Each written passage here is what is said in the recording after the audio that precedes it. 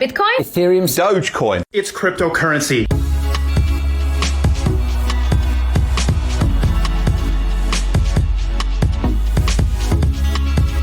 Cryptocurrency is digital money and it's programmable. So you can make it do what you want. The biggest application is probably going to be decentralized finance or DeFi, which allows you to bypass the traditional banking sector. It allows you to loan your money. It allows you to take a loan out on your own money. There's tons of different applications in the art world as well. So if you want to interact with NFTs. So I would say that more and more, the value of cryptocurrency is not just holding and storing your wealth, it's interacting with the crypto ecosystem.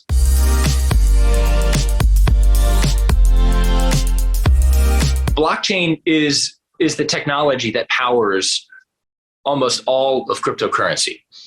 It is what allows us to send money across the globe in a permissionless fashion, in a trustless fashion. When people use words like trustless and permissionless, that means that I don't need to rely on a third-party intermediary. I don't need to rely on a different company to say, oh, yep, you've got it, you're good to go. That is all baked right into the code.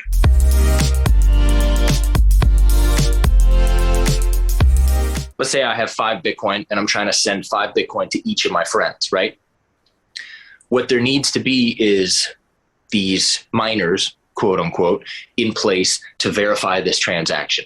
So there needs to be somebody that says, okay, does this guy have 5 Bitcoins? Yes, he does. Okay, cool. We can go ahead and send it. So what miners do at their core is they verify the validity of transactions to make sure that you have the amount that you're saying you do, to make sure that it goes to the right place. And in reward for verifying that transaction is legit, they get a little bit of reward, which is called Bitcoin mining rewards.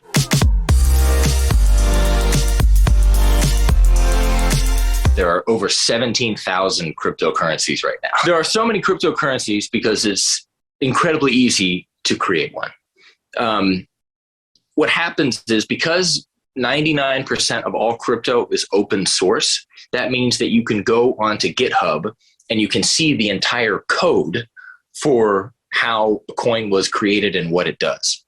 So what that inevitably leads to is people saying, oh, wow, I really like what Ethereum is doing. They're making smart contracts.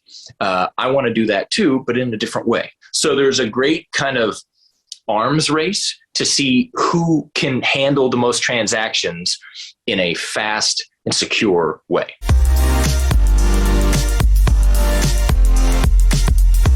What determines the value of a cryptocurrency, and this is the interesting part, is primarily the community.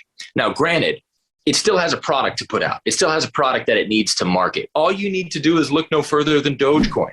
Dogecoin was started as a meme. I mean, thank God for Elon Musk, tweeting about it every 5 days. But these coins didn't start out with any real utility. They didn't have great tech. It was built off of Ethereum.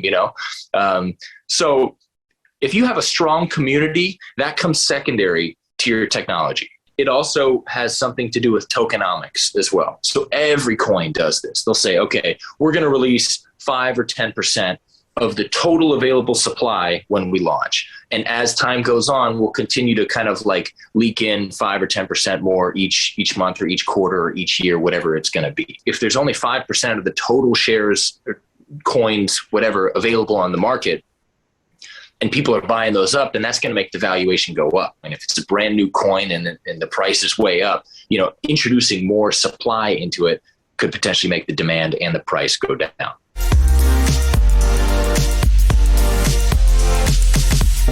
The dollar, the yen, the euro, these are all relatively stable.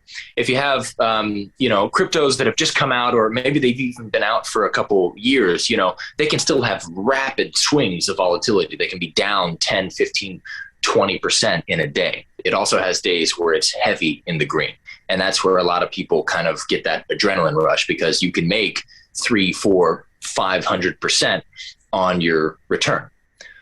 So the gains can get insane, especially if you're in at the right time. One massive advantage of crypto is that it's your own and no one else has their paws on it. That's the whole decentralized ethos.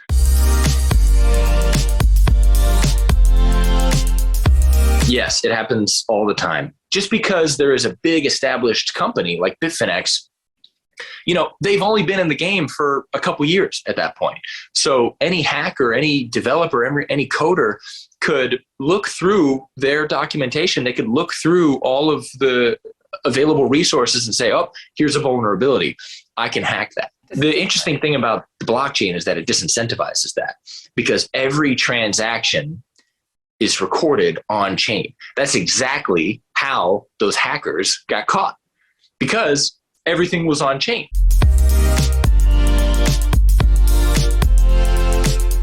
I personally believe so, yes. If you look at what China is doing, China has already implemented their own central bank digital currency, and they've rolled it out in several major cities. But then you also are going to have countries like El Salvador who choose to have Bitcoin be made into legal tender. I would say the well-established countries are probably going to continue to develop their own central bank digital currency so that they can control it.